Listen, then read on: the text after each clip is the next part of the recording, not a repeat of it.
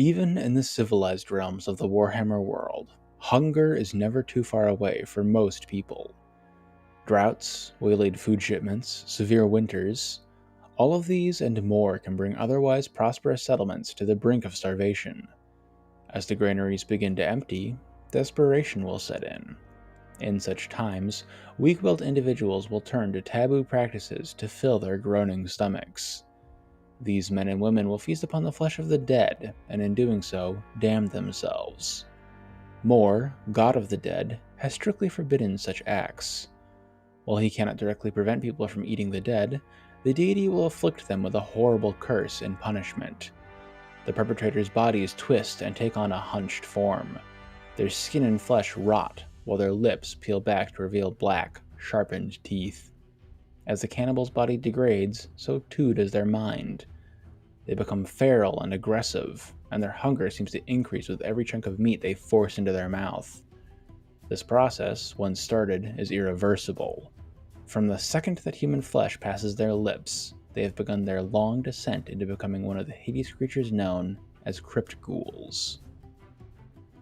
While inevitable, the process of becoming a Crypt Ghoul is not necessarily quick. When an individual first shows signs of ghouldom, their friends and families will often drive them from civilization. They view banishment as a kinder fate than execution. In truth, all they have done is prolong the cannibal's suffering and extended it to others. These nascent ghouls are drawn to crypts and burial sites, plundering the graves for easy flesh. They greedily gnaw upon bones and suck down marrow, desperately trying to fill the pits in their stomachs to no avail. Despite their tendency to feast upon rotten flesh, Crypt Ghouls are not averse to the taste of fresh meat either. Indeed, when confronted with easy prey, Crypt Ghouls will eagerly emerge from the gloom to hunt those foolish enough to intrude upon their cursed homes unprepared. The first Crypt Ghouls hail from the far south, in the lands surrounding the Sour Sea in northern Nehekara. These ancient people feasted upon the dead in profane, gory rituals in honor of their unholy god, Nagash, the great necromancer. Their constant desecration of Mor's laws, as well as the constant, low level of warp zone exposure anyone living in the shadow of Crippled Peak can expect, twisted their bodies in new and terrible ways. They became the first Crypt Ghouls, savage creatures utterly loyal to Nagash. These creatures defended Nagash's art from the Skaven during the War of Cripple Peak, their fear of failing their Dark Master outweighing their fear of the loathsome Ratmen. Venomous claws met poisoned blades in the depths of the earth, and only a truce between the Council of 13 and Nagash himself could bring an end to the conflict. While Nagash's power has faded in present times, the deserts and mountains surrounding Nagashazar are still overrun by hordes of ravenous ghouls. Curiously enough, despite their appearances and being found among them, Crypt Ghouls are not actually undead. Dark magic courses through their veins, and they are easily commanded by both vampires and necromancers, but their hearts still beat with wretched life. This liminal position between life and death makes them particularly useful for an undead army. Perhaps most importantly, ghouls are capable of independent thought and initiative. While their cowardly nature and dull intellects ensures that their overlords command them with dark magic in most military engagements, it does let them act on their own when needed. Additionally, Crypt Ghouls aren't subject to the weaknesses and limitations of a vampire's other reanimated minions.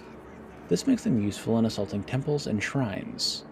As vampires, skeletons, and other undead cannot set foot on consecrated ground, such areas are normally safe havens from their predations. The still living Crypt Ghouls under their command, however, are under no such constraints. Vampires seeking to attack a holy site will send forth a ghoul pack, eager to tear down blessed icons and holy symbols. The ghouls, oftentimes, do not survive the experience, but the results are worth it. Upon the religious warding's destruction, a vast horde of undead surges forth, overwhelming whatever resistance survived the ghoulish onslaught. Crypt Ghouls are an unruly mob in combat. They advance towards their prey in a frenzied and uncoordinated manner, crawling over each other in their desperation for flesh. While some ghouls may wield improvised clubs, most fall upon their enemies with their teeth and claws. Their talons are so befouled with rotten meat and grave dirt that their merest scratch can spread an infection potent enough to lay low mighty warriors in moments. The necromantic energies coursing through their bodies makes them remarkably resilient to damage, with swords sliding off their filthy hides with barely a scratch. Even veteran soldiers can find themselves overwhelmed by these degenerate lunatics, their years of experience outpaced by boundless hunger and wickedly sharp talons. Despite all these physical advantages, Crypt Ghouls are cowards at heart. They only attack when they have a numerical advantage or their potential victims are obviously incapable of defending themselves. If the tide of battle turns against them, they'll turn tail and run at the first opportunity. One would think this would make them poor foot soldiers for the vampire counts, but this is not the case. The dark magic within a Crypt Ghoul ensures a vampire or necromancer can summon them once more. When commanded by such a spellcaster, Crypt Ghouls are significantly braver. Despite not being truly undead, they will act as though they were, stubbornly fighting to the last. Any who succumb to their fears can be recalled by their foul masters, forced back into the thick of battle by the evil magic within them. It is only when their leader falls that the Crypt Ghouls will begin to flee in earnest, their craven hearts revealed once more. Among the vampiric bloodlines, none are more tightly intertwined with Crypt Ghouls than the Strigoi. This outcast bloodline sees much of themselves in the cursed ghouls. Both are forced from their rightful homes, dwelling in the forgotten and abandoned portions of the old world. Crypt Ghouls are also some of the only fresh blood sources a Strigoi vampire can easily access, so they prize these living creatures as servants and cattle. While other vampires will press ghouls into their service, Crypt Ghouls will actively flock to the lair of a Strigoi willingly. It is for this reason that the peasants of Sylvania have taken to calling these vampires Strigoi Ghoul Kings, for they are often accompanied by a whole court of the degenerate creatures. As famine isn't uncommon anywhere in the old world, Crypt Ghouls can be found pretty much everywhere. Both the Empire and Bretonnia, despite having strict laws against cannibalism, have their own extensive ghoul problems. Individuals of both nations, driven by madness or desperation, will eat their fellow men and condemn themselves for eternity. Sometimes, entire villages will become ghouls when the choice is between starvation and cannibalism. In truly wretched places, such practices become a matter of tradition, not necessity. In the Empire, ghouls are most commonly encountered in the cursed province of Sylvania. The land is soaked in dark magic, making crops frail and hunting unreliable. Famine is even more prevalent here than elsewhere in the Empire. This ensures a steady supply of ghoulish soldiers for the vampiric lords of the region, though many of the beasts freely roam across the province's moors and forests. That's not to say other lands are immune to the predation of ghouls, however. Recently, Stirland was overwhelmed by an unprecedented number of ghouls.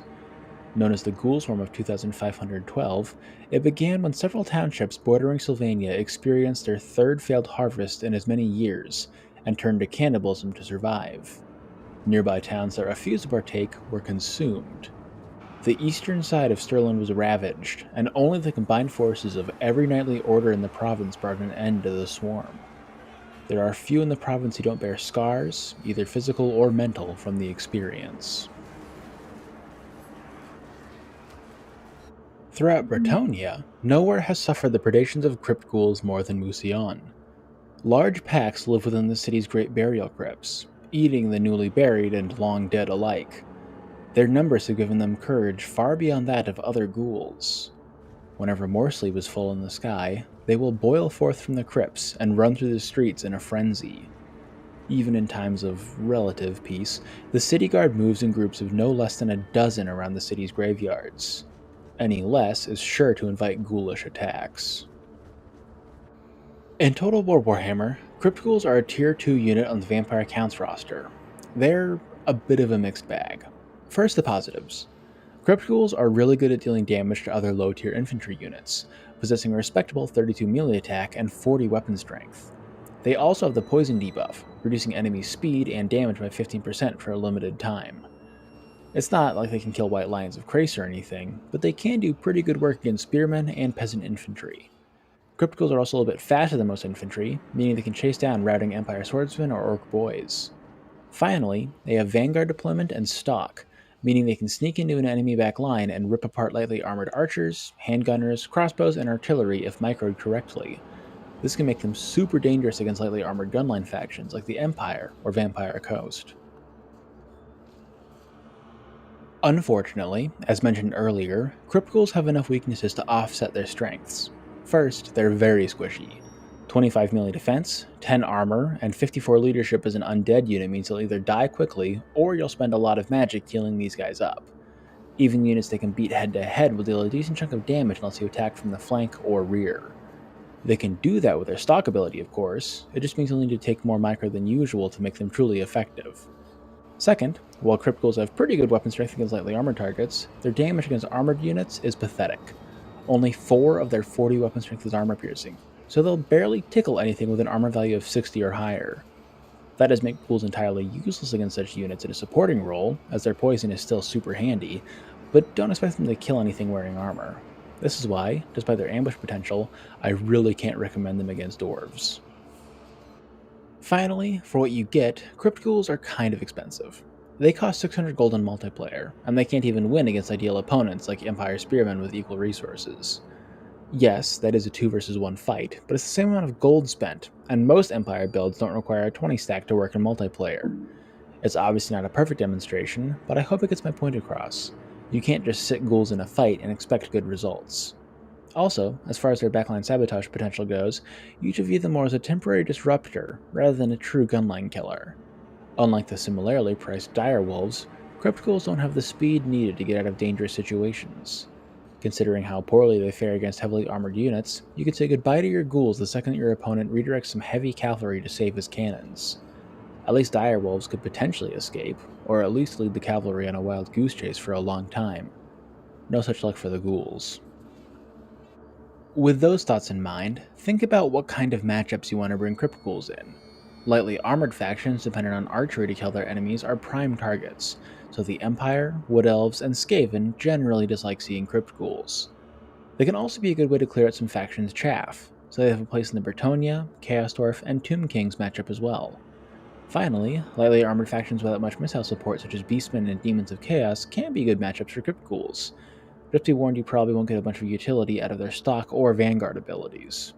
As far as matchups to avoid, don't bring them against Dwarfs, Warriors of Chaos, or Grand Cathay. Yes, they can do well against certain units on those rosters, but you'll probably be better off bringing a more generalist unit in such matchups. With that severely extended Total War segment, we have come to the conclusion of our overview of Crypt Ghouls. A lot's been written about these guys, as they are intimately tied to one of the 5 major vampiric bloodlines. Fleshing them out has obviously been a priority for the writers of GW. They're also so evocative, as they take on one of the 2 major zombie archetypes in fiction. Whereas Warhammer zombies are the slow, clumsy walkers of The Walking Dead in World War Z, Warhammer ghouls are the fast runners of 28 Days Later and the like. As someone who is absolutely terrified of zombies, I appreciate their commitment to freaking me out as much as possible. If you want to calm me down from the harrowing endeavor of reading all this stuff, you can start by liking the video. If you haven't subscribed to the channel, you could also do that now to see more stuff like this. We are currently in Spooktoberfest 2, and there will be plenty of vampire accounts and Tomb Kings content over the course of the month. And maybe a little afterwards. I've been missing my deadlines quite a bit recently. Too many long videos, you know how it is. Anyways, until next time, this has been Sigmar's Chosen, signing off for now.